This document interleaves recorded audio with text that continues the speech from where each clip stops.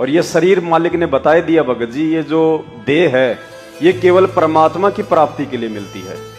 और परमात्मा की प्राप्ति के मार्ग में यहाँ की जो बकवादे हैं ये हमने त्यागनी पड़ेंगी।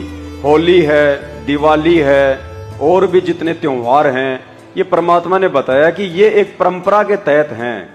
इनका भक्ति मार्ग से, वास्तविकता से कोई लेना देना नहीं है।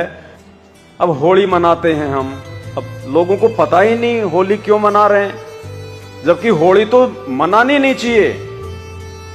एक भगत की मौत का सवाल है। एक भगत को बेइज्जत किया गया था। प्रहलाद भगत को उसकी बुआ होलिका, जिसको वरदान मिला हुआ था ब्रह्मा जी से, उसको एक चद्दर दी थी उसको ब्रह्मा जी ने। परमात्मा ने लिखा हुआ अपने कबीर सागर में, ब्रह्मा जी ने उसकी बहन होलिका को एक चद्दर दी थी। वो चद्दर ओढ़ के जब वो आग में बैठती थी तो आग उसको नहीं जला पाती थी। अब संसार को तो ये भी नहीं पता, संसार तो ये कहता कि होलिका को वरदान था, होलिका को वरदान था, वो आग में नहीं जलती थी। नहीं, होलिका को ब्रह्मा जी ने एक वो चद्दर दी थी, एक वो कपड़ा दिया था। उस कपड़े को ओढ़ के जब वो आग में बैठती थी तो उसको आग नहीं जला पाती थी। जैसे आजकल ये फायर ब्रिगेड वाले आते हैं, जब कहीं आग लगती है तो विशेष प्रकार का सूट पहन के जाते हैं, ये उसमें जल्दी से आग नहीं पकड़ती। तो ब्रह्मा जी ने ऐसे उसको एक चद्दर दिया था। अब वो होलिका अपने भाई के कहने पे, हिरण्याकश्यप के कहने पे, और भगत प्रहलाद को गोद में लेके बैठ गई। खुद तो उसने चद्दर ओढ़ ली और प्रहलाद से कहा कि बेटा देख, मैं भी तो बैठी हूं आग में, मैं भी नहीं जलूंगी, तू भी बैठ जा। उसने ओढ़ के चद्दर और प्रहलाद को अपनी गोद में बैठा लिया और उनके सैनिकों ने आग लगा दी। अब वो तो मालिक का बच्चा था, नहीं आम बच्चा होता तो वो तो मर जाता वो जल के। लेकिन परमात्मा ने ऐसी दया करी। देखो यहाँ पे हमारे लिए एक शिक्षा भी है। होलिका को ब्रह्मा जी ने वरदान दिया था, वो चद्दर दी थी, लेकिन वो भलाई के लिए दी थी। भाई किसी के घर में आग लग जाए तो जाके तू चद्दर ओढ़ के तू उन लोगों को बचा के ले आ, तू जो है अपना बचाव कर लेना। लेकिन वरदान का, आशीर्वाद का यदि हम दुरुपयोग करेंगे तो फिर उसकी सजा भी मिलती है। तो उसने अपने भाई के कहने पे उस चद्दर का, वरदान का उसने दुरुपयोग किया। प्रहलाद को गोद में लेके बैठ गई, सैनिकों ने आग लगा दी, लेकिन वो मालिक का बच्चा था। परमात्मा ने ऐसी दया करी, ऐसी भयंकर आंधी चलाई, वो चद्दर होलिका से हटके प्रहलाद के चारों तरफ लिपट गई और होलिका आग में जल गई। उसके बाद परमात्मा ने शीतल हवा चला दी, आग ठंडी हो गई।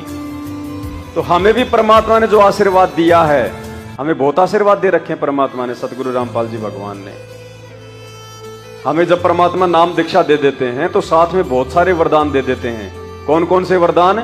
जो हम असुर निकंदन रमणी में रोज पढ़ते हैं। सतगुरु शरण शरणाई, शरण गए कछु भय नहीं व्यापे, काल जाल भय मिट जाही, रोग शोग छल छिद्र न व्यापे, सन्मुख ना ठहराई, झैर अग्नि तन निकट नहीं आवे, दूरी जात रंगाई, वीर बेताल बाण नहीं लागे, यम के कोट ढहाई, 98 पुण्य मूठ ना लागे, उल्ट ताही दरखाई, बैर करे सोए दुख पावे, सुरती शब्द और कहे कबीर जम दम पेल्या सतगुरु।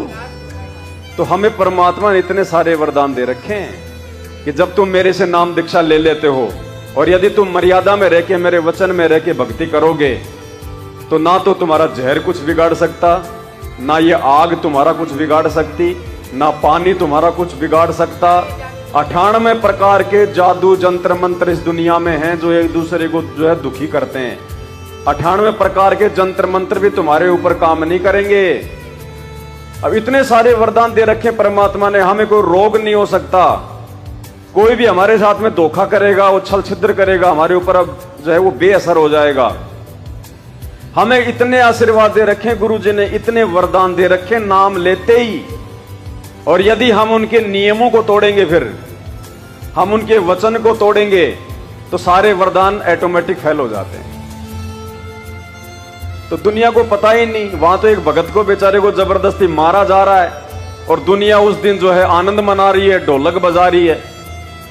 तो दुनिया को पता ही नहीं, इसलिए परमात्मा मना कर रहे हैं कि एक तो परमात्मा के बच्चे को जिस दिन मारा जा रहा था, उस दिन जाके परमात्मा ने उसको बचाया। और तुम हर साल होली मना रहे हो, फालतू में तुम इतना ईंधन जला रहे हो, धुआं इतना हो जाता है, वायु प्रदूषण इतना हो जाता है, तुम्हारा समय इतना बर्बाद हो जाता है। कोई कहीं से छुट्टी लेके आ रहा है, कोई कहीं से कोई छुट्टी लेके आ रहा है, तुम्हारा काम धंधा इतना थक रहा है।